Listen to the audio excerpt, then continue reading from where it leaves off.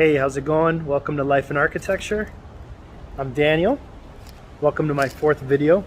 Wanted to change it up a little bit for this video and kind of share, well, start the first video in a series of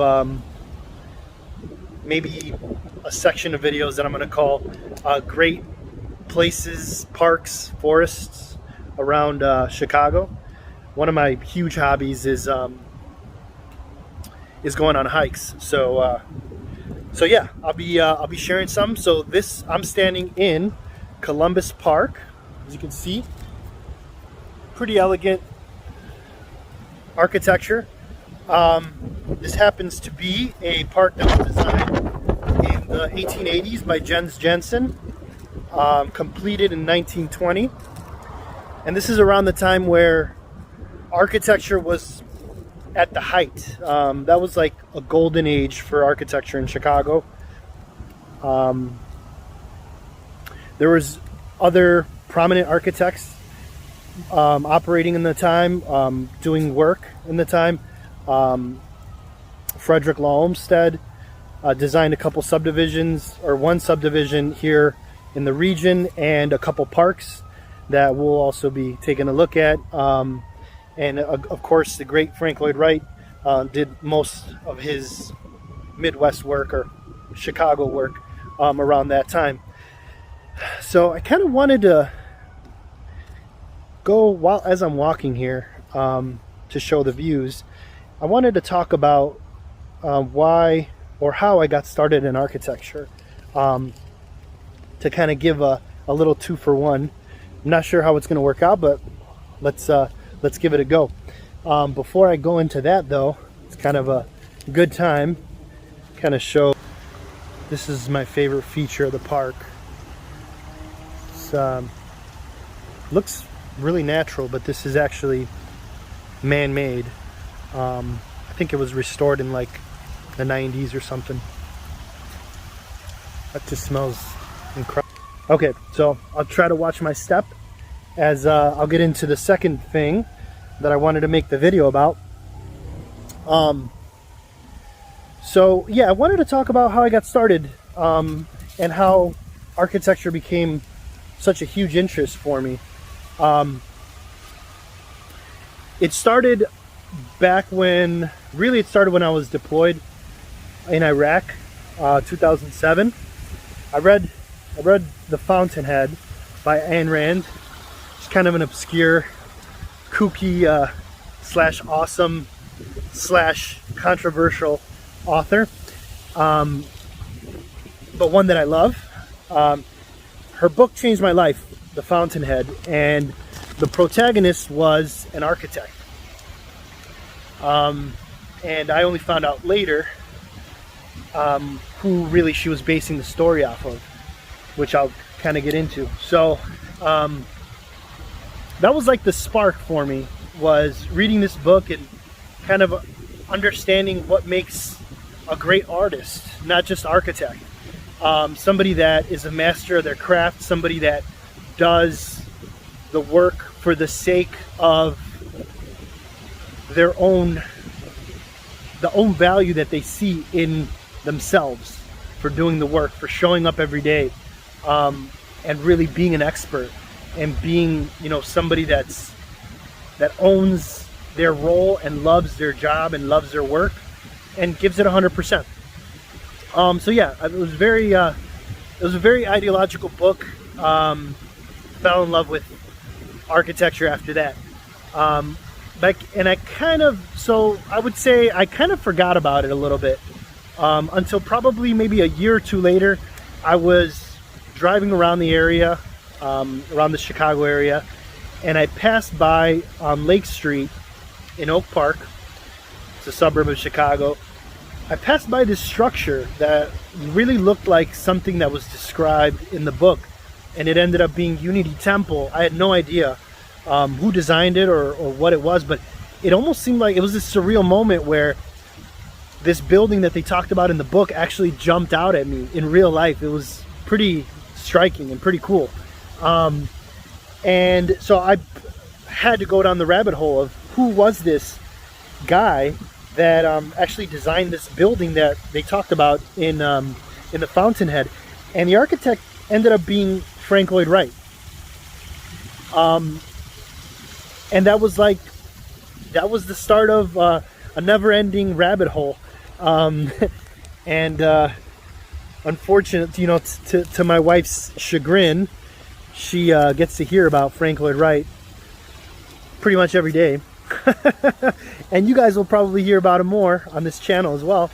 But yeah, so that was the start of the rabbit hole. Ever since then, I've been completely fascinated by his work. I think he's pretty easily and uncontroversially the greatest architect of all time, probably. For sure, the greatest residential architect of all time. So yeah, that's kind of what got me started. So now, I kind of took you on a big side road, but the journey really didn't start for me until, hang on, all right, I had to cross this little gap here. The journey didn't really start for me until I started seriously dating my now wife. She was, I was very grateful to have her in my life. She's an incredible person, and I'm not ashamed to say that she's actually the one that I would talk about this stuff all the time. And around 2011, 2012, she actually, she would push me just in the gentlest way, in the nicest way. My wife, I think, has a natural talent for this. She knows what people's callings are in life, and she kind of nudges them like, hey, you should look into this. So she didn't have to push me too hard, and I kind of had some barriers along the way where I was double, like overthinking it, and am I good enough?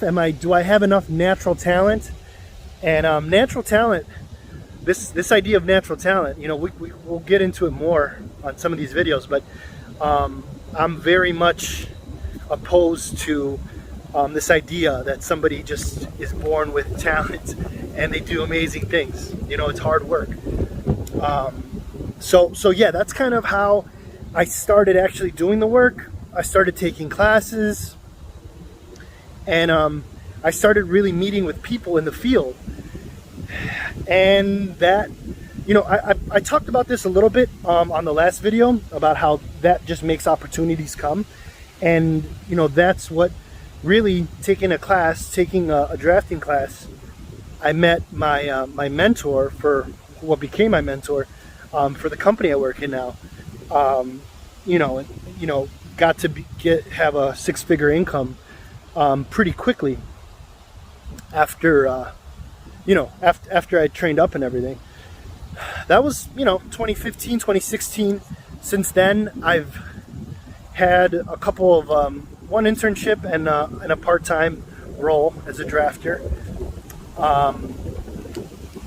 And now I actually just finished meeting with a mentor, and pretty excited, another new mentor.